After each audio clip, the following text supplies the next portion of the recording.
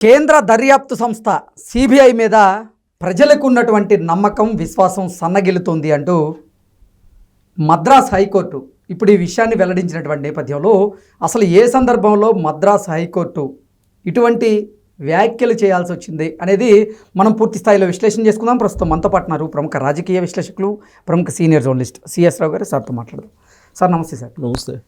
ప్రముఖ కేంద్ర దర్యాప్తు సంస్థ అయినటువంటి సిబిఐ మీద ఇప్పుడు ప్రజలకు ఉన్నటువంటి నమ్మకం విశ్వాసం సన్నగిల్లుతోంది అంటూ మద్రాస్ హైకోర్టు సంచలనమైనటువంటి వ్యాఖ్యలు చేయడం జరిగింది. ఏంటి సార్ ఆ వ్యాఖ్యల వెనక హైకోర్టు ఉద్దేశం ఏంటి అంటే ఏం చెప్తారు?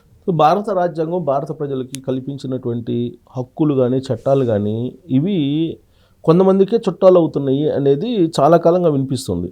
కాకపోతే మామూలు వాళ్ళు ఆ మాట అంటే కనుక తీసుకెళ్లి కేసు పెట్టి రాజద్రోహం కేసు కింద లోపల పెడతారు.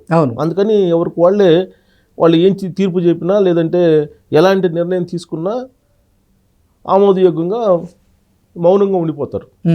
ఇప్పుడు సిబిఐ దర్యాప్తుల గురించి మద్రాస్ హైకోర్టు మదురై బెంచి సీరియస్గా రెస్పాండ్ అయింది. నానాటికి సిబిఐకి సంబంధించినటువంటి విశ్వసనీయత తగ్గిపోతుంది. దాని మీద వాస్తవంగా సిబిఐ అనేది న్యాయం చేస్తుంది, 100% న్యాయం చేస్తుంది అనేటువంటి నమ్మకం భారత ప్రజల్లో ఉండేది, అది ఇప్పుడు సన్నగిల్లిపోతుంది అని చెప్పేసి వ్యాఖ్యానించింది. దానికి కారణం ఏంటంటే ఇదే సిబిఐ అధికారులు ఆధారాలను సేకరించడంలో నిష్ణాతులైనటువంటి అధికారులను నియమించట్లేదు. వాళ్ళు ఏదైతే కేసుని నిర్వీర్యం చేయాలనుకుంటున్నారో ఆ కేసులోనేమో నిష్ణాతులను తప్పించి అవగాహన లేనటువంటి వాళ్ళని నియమిస్తున్నారు. శాస్త్రీయ పద్ధతుల్ని అవలంబించట్లేదు. శాస్త్రీయ పద్ధతుల్లో అవలంబించేలా సిబిఐ అధికారులకి ట్రైనింగ్ ఇవ్వండి అని చెప్పి సిబిఐ డైరెక్టర్కి డైరెక్ట్గా మద్రాస్ హైకోర్టు అక్షంతలు వేసింది. అలాగే సుప్రీంకోర్టులో కూడా ఇలాంటి ప్రస్తావన జరిగింది మనకి. సుప్రీంకోర్టు మీద కూడా సుప్రీంకోర్టులో ఉన్నటువంటి జడ్జి మనోడు బయటకు వచ్చింది కదా, యశ్వంత్ వర్మ కేసు బయటకు వచ్చింది. అంటే ఇవన్నీ కూడా ప్రజలకి విశ్వాసం కలిగించేటువంటి వ్యవస్థలు ఇవి. సుప్రీంకోర్టు న్యాయ వ్యవస్థ లేదంటే దర్యాప్తు సంస్థలు. సిబిఐ అనేది స్వతంత్ర ప్రతిపత్తి గల సంస్థ అంటారు. ఈ స్వతంత్ర ప్రతిపత్తి అనేది ఎక్కడుంది? ఎగ్జాక్ట్లీ అసలు నిజంగా సిబిఐ స్వతంత్ర ప్రతిపత్తితోనే పనిచేస్తోందా లేదంటే కేంద్ర ప్రభుత్వ ఆదేశాల మేరకు పనిచేస్తుందా అంటే ఏం చెప్తారు? ఇప్పుడు దాని మీద కాంగ్రెస్ వాళ్ళు ఏం చెప్తున్నారు, మోడీ కన్నా ముందు ఈడీ సిబిఐ వస్తాయి అని చెబుతున్నారు కదా. సో అంటే రాజకీయంగా దానికి రాజకీయ నాయకులు వాటికి కూరలు బీకేశారు. ఇప్పుడు ఎందుకు ఈ ప్రస్తావన చేసిన నాయకుడు అంటే సిబిఐ కోర్టులో సిబిఐ కోర్టు ఇచ్చినటువంటి దాని మీద ఇది హైకోర్టు రెస్పాండ్ అయింది. ఏంటంటే సిబిఐ కేసుల ప్రత్యేక కోర్టు తీర్పును సవాల్ చేస్తూ సిబిఐ కోర్టు ప్రత్యేక కేసులు విచారిస్తుంది కదా సిబిఐ కోర్టు, ఆ కేసులకు సంబంధించి సవాల్ చేస్తూ ఒక అప్పీల్ వేశారు. అప్పీల్ వేస్తే బ్యాంకు మోసం కేసులో ట్రయల్ కోర్టు దోషులుగా నిర్ధారించినటువంటి అప్పీళ్ళందరినీ సిబిఐ నాసిరకం దర్యాప్తు నిర్వహించిందని, దోషులుగా విడుదల చేసిందని కోర్టు చెప్పింది. అంటే సిబిఐ కోర్టుకి వాళ్ళు సబ్మిట్ చేసినటువంటి ఆధారాలు ఏదైతే ఉన్నాయో అవి బలహీనంగా ఉన్నాయి. ఇంత బలహీనంగా మీరు ఎందుకు చేయాల్సి వచ్చింది అని చెప్పి ప్రశ్నించింది. అంటే భారత న్యాయ ప్రకారం ఏంటి, 100 మంది దోషులు తప్పించుకున్నా పర్లే, ఒక నిర్దోషికి శిక్ష పడడానికి లేదు. ఇది మన న్యాయ వ్యవస్థ చెప్పేది. అవును. కానీ ఇక్కడ ఏంటి, సిబిఐ కోర్టు వాళ్ళు నిర్దోషులకి శిక్షలు వేసింది. తీరా అక్కడికి పోతే నువ్వు దానికి సంబంధించినటువంటి అప్పీళ్ళు చేస్తే దానికి సంబంధించిన ఆధారాలని ఇవ్వలేకపోయింది సిబిఐ. సో అంతే నాసిరకమైనటువంటి విచారణ చేస్తున్నారు అనేది ఒక అభియోగం మోపింది మద్రాస్ హైకోర్టు మదురై బెంచి. దాంతోపాటు ఇష్టం ఉన్నటువంటి వాళ్ళు ఎవరైనా ఉంటే వాళ్ళకి సంబంధించినటువంటి నాసిరకమైనటువంటి ఇన్ఫర్మేషన్ తీస్తున్నారు, సాక్షులను కూడా మ్యానిపులేట్ చేస్తున్నారు అని చెప్పి వ్యాఖ్యానించింది కోర్టు. ఇలాంటి పరిస్థితి ఇప్పుడు ఆ మదురై కోర్టు రెస్పాండ్ కాగానే మనకి గుర్తొచ్చే కేసు ఏంటి, మనకి తెలుగు రాష్ట్రాల్లో జగన్మోహన్ రెడ్డి గారి కేసులు. జగన్మోహన్ రెడ్డి గారి కేసులు ఎప్పటి నుంచి ఉన్నాయి సిబిఐలో? 12 సంవత్సరాల నుంచి ఉన్నాయి. 12 సంవత్సరాల నుంచి ఉన్నాయి. 12 సంవత్సరాలు దాటిపోయింది. ఆ మధ్య కేకులు కట్ చేశారు కదా, 12 సంవత్సరాలు అయిపోయిందని చెప్పి.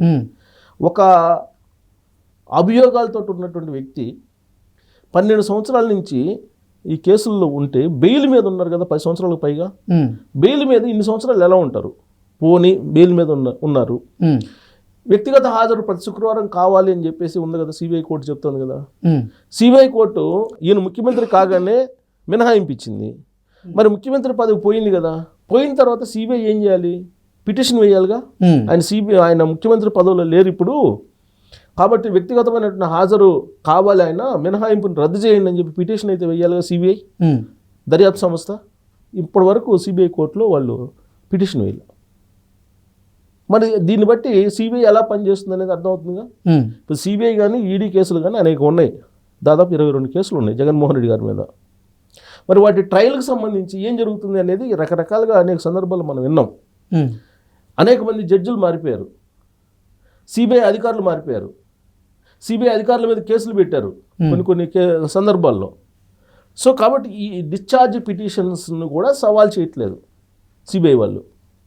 ఇప్పుడు అనేక కేసులు ఉన్నాయి, ఈ కేసుల్లో ఎప్పటికప్పుడు వాళ్ళు డిశ్చార్జ్ పిటిషన్లు వేస్తున్నారు జగన్మోహన్ రెడ్డి గారి తరఫున ఉండేటువంటి అడ్వకేట్స్. వాటిని ఛాలెంజ్ అయితే చేయాలిగా సిబిఐ వాళ్ళు, కనీసం వాటిని ఛాలెంజ్ కూడా చేయట్లా.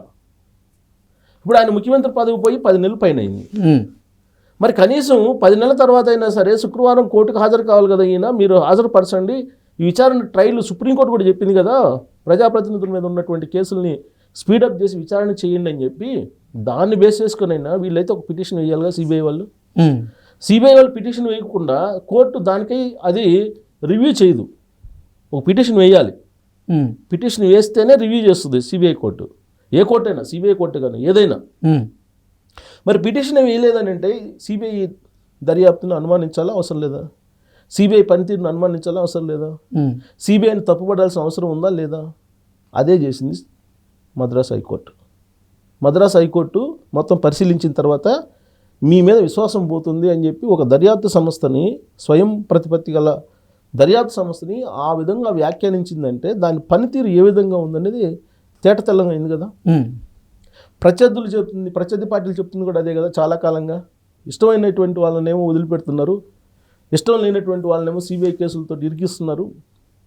గత కొన్నేళ్ళుగా అది పంజరంలో చిలకలాగా మారిపోయిందని చెప్పి చెప్తున్నారు కదా.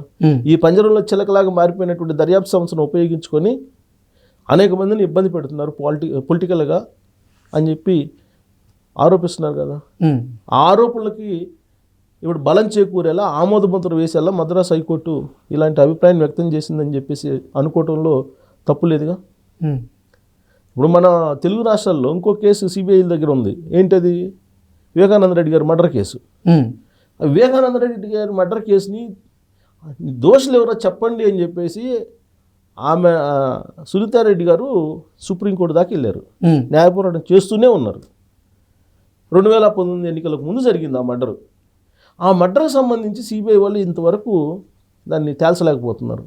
అంటే తేల్చలేకపోతున్నారా, తేల్చకుండా అడ్డుకుంటున్నారా, లేకపోతే అంటే తేల్చేటువంటి స్థాయిలో అక్కడున్న అధికారులు లేరా, దాని సామర్థ్యం లేదా, దానికి పవర్స్ లేవా, దానికి స్టామినా లేదా, ఏం లేదు.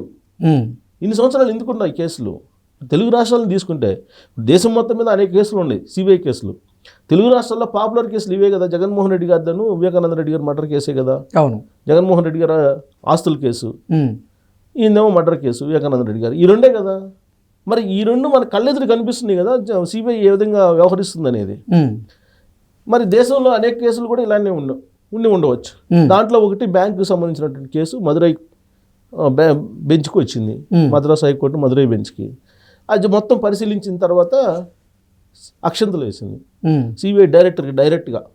ఇప్పటికైనా మీరు మీ సిబ్బందికి ట్రైనింగ్ ఇవ్వండి, శాస్త్రీయపరంగా విచారణ ఏ విధంగా చేయాలో తెలియజేయండి, అందుబాటులో ఉన్న ఆధునిక పరిజ్ఞానాన్ని ఉపయోగించుకొని ఏ విధంగా చేయాలో ట్రైనింగ్ ఇవ్వండి, సాక్షుల్ని విచారించడం ఎలాగో నేర్పించండి.